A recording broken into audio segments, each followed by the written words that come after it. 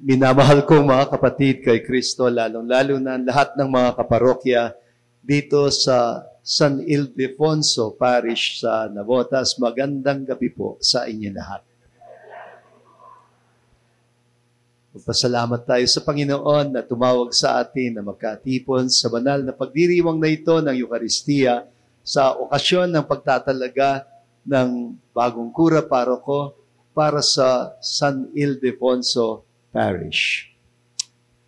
Magnilay po tayo ngayon sa narinig nating ebanghelyo na medyo nakapangingilabot o nakakatakot. Dahil ang dating mataas, makapangyarihan, at mayabang ay daranas ng pagdurusa sa apoy ng Hades. At ang dating nagdurusa at kinakawawa ay aaliwin sa kandungan ni Abraham.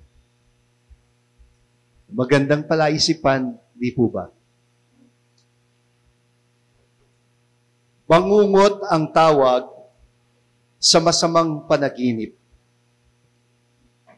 Ang English word ay nightmare.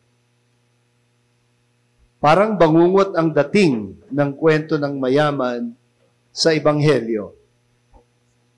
Sorry, wala siyang pangalan. Napaka-obvious ng bias ng autor. Ang may pangalan sa kwento at sa iba pang mga Ebanghelyo ay yung mahihirap, katulad ng kwento ng bulag na si Bartimeo at ang busabos na pulubi na si Lazaro. Lazaro ang pangalan niya. Kapangalan pa man din ng best friend ni Jesus na taga Betania, kapatid ni Marta at Maria ng Betania.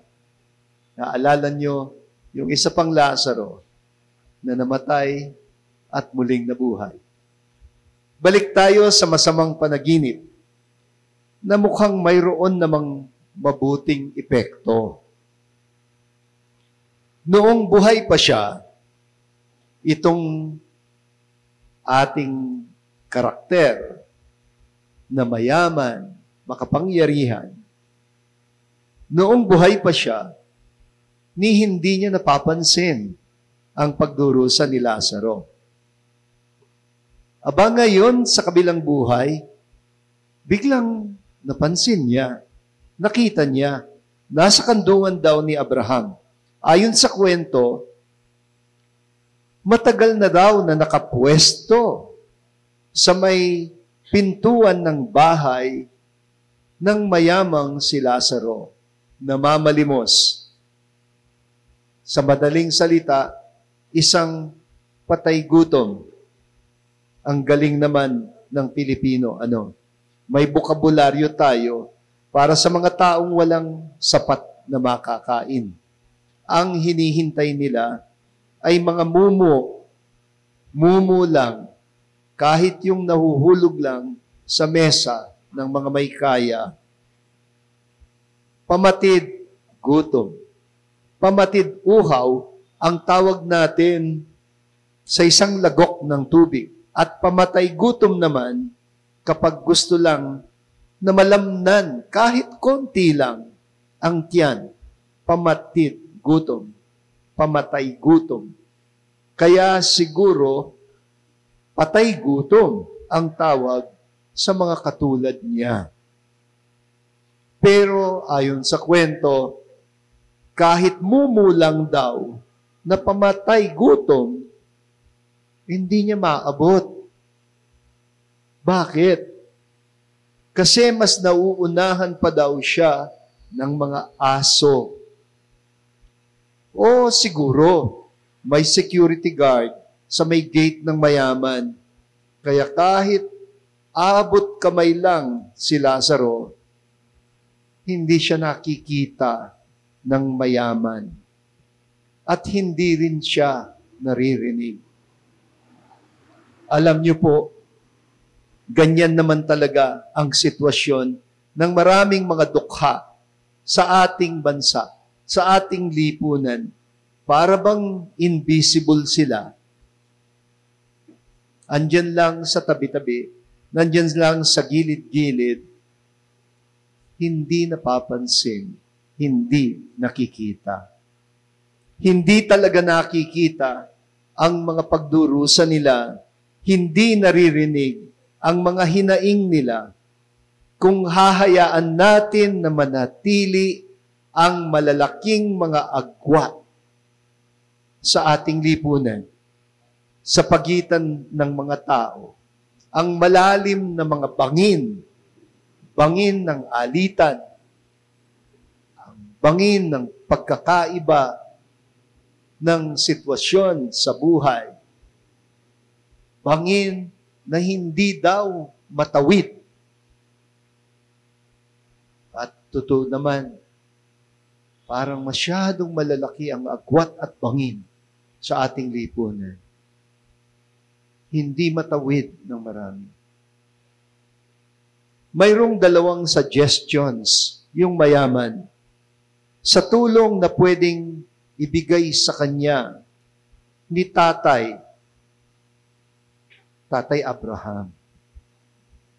Ni Tatay Abraham. Una, pag-utusan daw si Lazaro na tumawid sa bangin sa pagitan ng kinalalagyan ni Abraham at ang kinalalagyan niyang sitwasyon ng pagdurusa. Ang sagot sa kanya ni Abraham ay, sorry anak, walang tulay.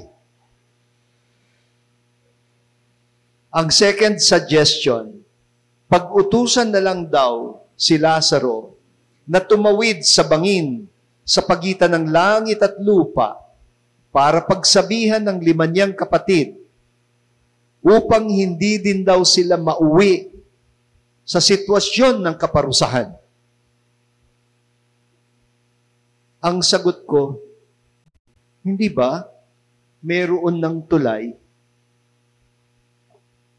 Hindi nga ba nakita pa nga ng ninuno nila na si Jacob?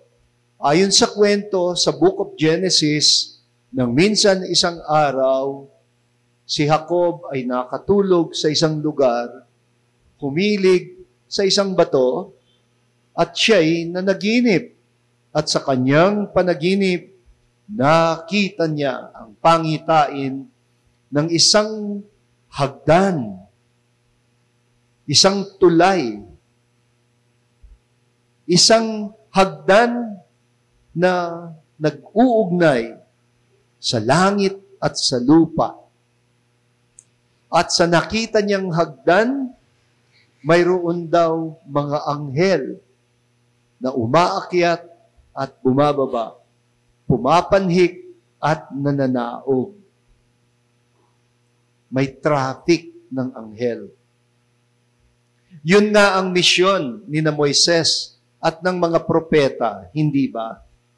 Kaya sinabi ni Abraham, nandyan na sina Moises at ang mga propeta para mapagsabihan sila. Sina Moises at propeta, the law and the prophets, sila ang sumisimbolo sa Biblia para sa tradisyon ng mga Hudyo. Naririnig naman nila ang salita ng Diyos. Pero isang bagay yung naririnig, ibang bagay yung nakikinig. Pwede namang naririnig ng tao, pero hindi siya nakikinig. People can hear but not listen. Kaya ang sabi ni Abraham, hindi naman nagkulang ang Diyos sa pagpapahayag ng kanyang salita. Pero parang alam ng mayaman na hindi sila pakikinggan ng mga kapatid niya. Bakit? Kasi siya nga mismo, hindi rin niya pinakinggan sina Moises at Elias. Narinig din niya ang salita ng Diyos. Pero minsan walang epekto ang salita ng Diyos. Pwedeng pumasok sa isang tenga at lumabas sa kabilang tenga. O kumbaga, sa binhi na inihasik ng magsasaka, tinutuka ng mga demonyo, kaya walang natatanim na salita. Kaya humirit pa siya. At ito ang hirit ng mayaman. Baka daw sakali kung tatawid mula sa mga patay, itong si Lazaro at babalik sa piling ng mga buhay, baka daw sakali ay pakikinggan siya. Ang sagot ni Abraham, sorry pa rin. Sorry. Pero kahit nakapangingilabot ang kwentong ito, dahil masyadong swak na swak sa maraming bagay na nangyayari sa paligid natin, ito ang good news. Ang nagkukwento mismo, pagbibigyan siya. Hindi lang si Lazaro ang babalik mula sa mga patay, kundi ang nagkukwento mismo. Sino ba nagkukwento sa Ebanghelyo? Kundi ang Panginoong Hesukristo. Siya mismo. Siya. Babalik siya mula sa mga patay. Pero question, pakikinggan ba siya? Mga kapatid, siguro po kung minsan, hearing aid ang kailangan natin para luminaw ang pandinig natin. O baka salamin para luminaw ang paningin natin. Para marinig natin at makita ang mga invisible sa lipunan. Ang mga kawawa at kinakawawa na kapag binusabos ay parang wala tayong nadarama. Nakakatakot ang ganyan kapag hindi natin alam damhin ang pagdurusa ng maliliit, baka ipalasap sa atin. Nakakatakot ho yan. Para marinig at makita natin ang kapwa, para mailigtas tayo sa buhay na walang saysay at layunin, para hanguin tayo sa buhay na walang pakialam at malasakit sa iba, sa buhay na walang alam kundi pagpapasasa, sa buhay na walang pinaglalaanan kundi sarili lamang, sa buhay na parang ipa, mukhang palay pero wala palang laman, walang pag-asang tumubo kapag nahulog at namatay, wala nang pagkabuhay. Ang hungkag, ang walang laman, ang walang layuning buhay, ay walang kwentang buhay. Sabi ho nila, kapag binabangungot daw tayo, parang abot kamay lang ang kaligtasan, pero hindi natin maaabot. Abot kamay, pero parang hindi mo ma-reach. Nakaranas na ba kayong mabangungot na nagsisisigaw ka na, pero walang tinig na lumalabas sa bibig mo at walang nakaririnig sa iyo? Kapag binabangungot daw tayo, kumalma lang, magdasal, at baka sakali kurutin ka ng anghel. At pag naramdaman mo ang kurot ng anghel, ay may gagalaw mo na ang kalingkingan mo. At isang daliri lang ang gumalaw, magigising ka na. Ibig sabihin, tapos na ang masamang panaginip Ibig sabihin, pwede na muling bumangon mula sa bangungot. Mga kapatid, gumising na tayo sa mga bangungot na ating pinagdadaanan. Huwag nating hahayaan ang mga malalalim na bangin at agwat sa lipunan na maglayo sa ating kalooban sa isa't isa. Dahil tayo ay pamilya, magkakapatid, magkakababayan. Ito po ang mensahe ko sa araw na ito ng pagtatalaga ng ating bagong kura paroko sa San Ildefonso. Sana ang inyong bagong kura ay maging bridge builder. Ano po? Maraming mga walls, mga pader. Wasakin natin ang mga pader. Ang itayo natin ay mga tulay. Ang mga tulay na mag-uugnay sa atin. Huwag nating hayaang mapingi tayo o mabulag.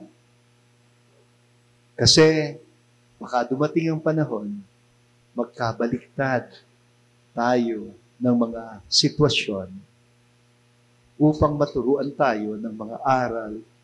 At kung minsan, sabi nila, some people simply have to learn their lessons the hard way. Minsan, parang kailangan munang magdusa ang ibang tao para matutunan ang mga tamang aral na dapat nilang matutunan sa buhay.